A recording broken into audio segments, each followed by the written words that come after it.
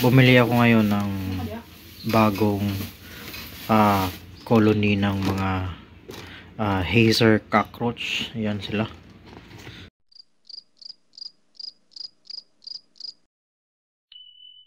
Yo, what's up guys? Exomatic TV here for today's video. Kita nyo, may mga ano tayo dito, mga wood na mga ano na malapit ng ma-decompose. Ayan, kasi for today's video is may ron tayo lalagay dito.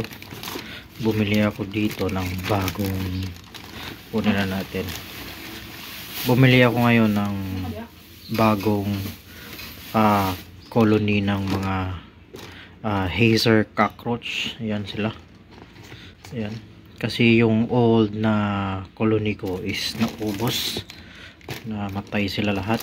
Ayan, 3 pairs yung binili ko, or ano, paramihin natin kasi yung mga malalaki nating mga tarantula wala silang ibang makain.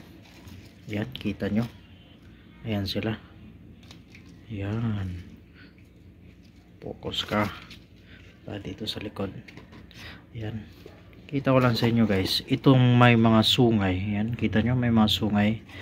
Ayan, yan yung ano, yung male, yung lalaki. Tapos itong walang sungay is yung female. Ayan sila. Bali 3 pares to, 3 pairs. Tapos dito natin sila ilalagay. Kunin natin. Ayan, kita nyo kung gaano nakalaki. Ito ay isang male. Siguro malapit na itong mga, ano, mag-drop ng mga babies. Hindi pala egg yung ano nila, diretso na mga babies.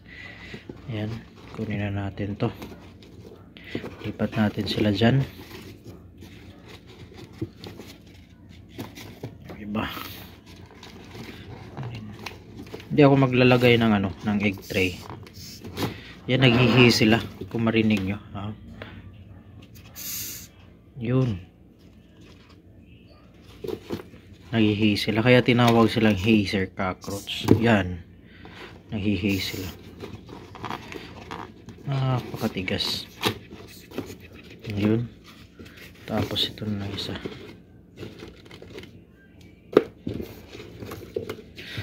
Siguro ganito na lang.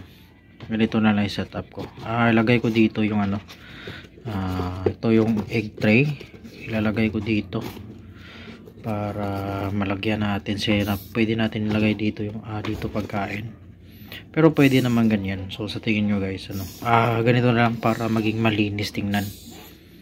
Tapos maglalagay tayo dito ng Vaseline, pero hindi muna ngayon kasi mga ito nakagapang sa mga smooth surface.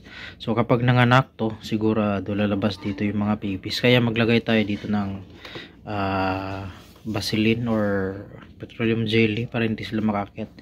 Ito is may ano naman ito eh, hindi sila pwede makalabas dyan. Kasi sa wild, dito sila nagtatago sa mga malapit na ma-decompose na kahoy or sa mga ilalim ng mga dahon. Tapos yung diet pala nila is ito, magbibigay tayo ng cucumber, tapos magbibigay din tayo ng feeds para sa kanila. For the meantime, ito lang muna ibigay natin, cucumber. Ayan, so parami kayo dyan. So dito ko lang muna sila ilagay sa maliit para makapag breeding sila agad. So kapag dumami na sila dito, may mga babies, ilipat ko to sa medyo malaki na lalagyan. So ayun, so yan lang guys for today's video. Sana nag-enjoy kayo sa rehousing or setup ng mga dubia roaches ko. Hazer pala, hazer cockroach. So ayun guys, subaybayan nyo. Baka next week mag-drop na to ng mga baby. So ayun guys, update ko lang kayo. So ayun guys, Exomatic TV.